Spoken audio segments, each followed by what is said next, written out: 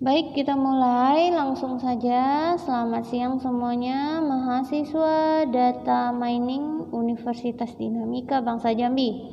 Hari ini kita akan membahas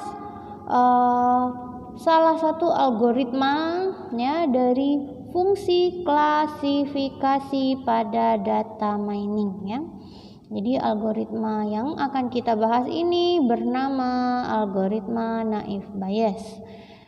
Kemarin pada pertemuan ketiga saya telah menjelaskan ada 5 pembagian utama dari fungsi pekerjaan pada data mining.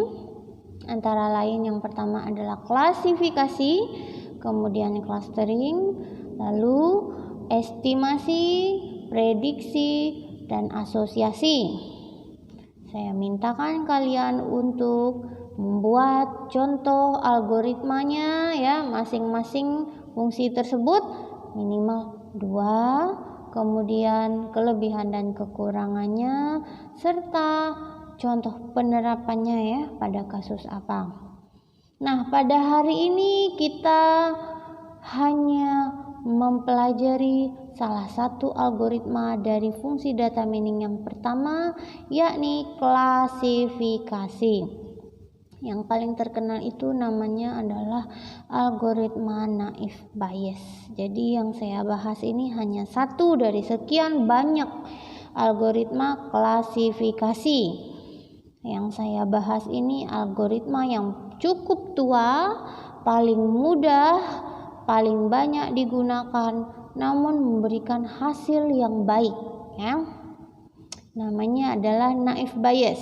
Jadi ini adalah suatu metode ya dari fungsi klasifikasi. Basis perhitungannya nanti saya akan jelaskan hitung-hitungannya, itu menggunakan probabilitas dan statistik. Jadi kalau probabilitas itu menggunakan kemungkinan-kemungkinan dari seluruh data yang ada ya. Jadi dihitung seluruh datanya. Kalau statistik itu dari semua data yang ada kita gunakan semuanya. Nah, algoritma ini ditemukan oleh ilmuwan Inggris namanya Thomas Bayes.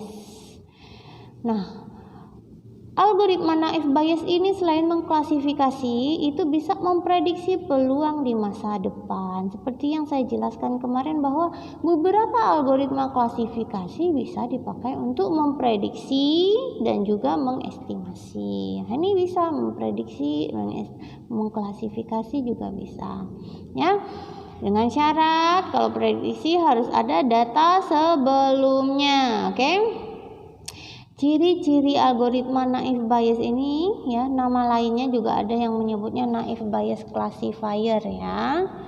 Nah, ciri-ciri utamanya adalah mempunyai asumsi yang sangat kuat ya akan ketidaktergantungan masing-masing anggota. Jadi dia nggak ada hubungan satu sama lain gitu loh, landasannya sangat kuat seperti itu. Jadi kita hanya menghitung berdasarkan data keseluruhan. Nanti kalian akan pahami setelah saya simulasikan perhitungannya ya. Kemudian algoritma ini telah terbukti ya. Jadi ini buktinya hasil dari riset-riset atau penelitian dan yang disajikan di paper-paper pada jurnal-jurnal. Nah, ini pembuktiannya sangat banyak ya.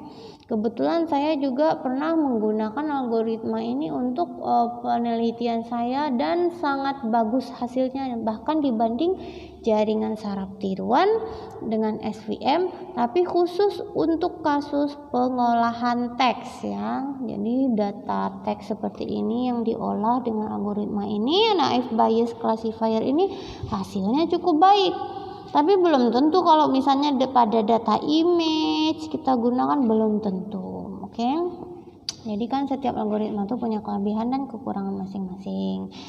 Nah, keuntungan penggunaan algoritma ini bahwa metodenya ini hanya membutuhkan jumlah data pelatihan yang kecil untuk mengestimasi parameter. Nah, nanti kalian akan lihat. Nggak perlu semuanya. Ya, cukup sedikit aja dari estimasi data yang ada kita udah bisa menggunakan untuk membuat estimasi parameter. Kemudian karena yang diasumsikan sebagai variabel independen, maka hanya varians dari suatu variabel dalam sebuah kelas yang dibutuhkan untuk klasifikasi, bukan seluruh matrik kovarian. Nanti akan saya jelaskan lebih detail maksudnya pada perhitungan.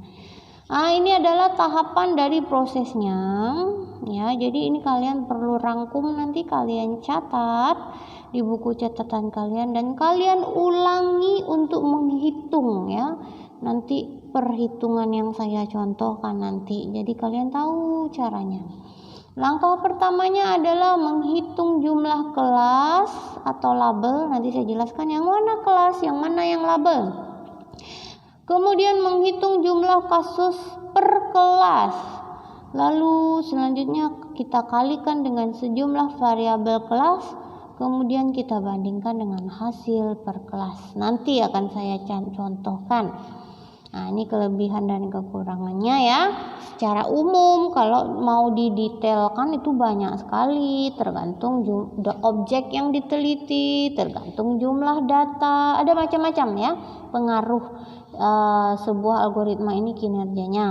Nah, kalau kelebihannya ya ini mudah untuk dibuat. Nanti saya jelaskan, saya simulasikan, kalian akan mengerti bahwa itu sangat mudah.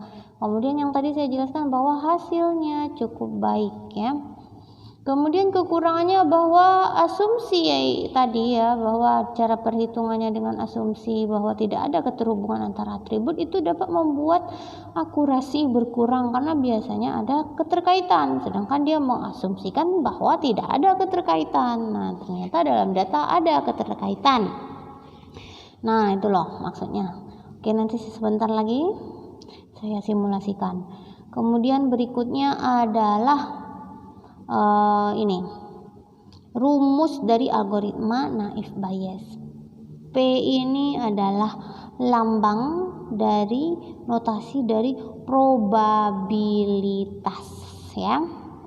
Probabilitas atau kemungkinan, bisa juga kita buat dari perbandingan. H ini apa? H ini adalah kelas atau variabelnya. Nanti saya contohin. X-nya ini adalah kelas atau label. Oke? Nah, ini rumusnya. Jadi probabilitas dari kelas atau variabel terhadap kelas kemudian dikali dengan probabilitas terhadap variabel atau kelas dibagi dengan total seluruh kelas ya. Oke, saya stop video ini karena kita akan mulai ke perhitungan. Ini ada perhitungannya ya, saya akan coba mulai, tapi saya pindahkan ke video 2 agar tidak terlalu penuh.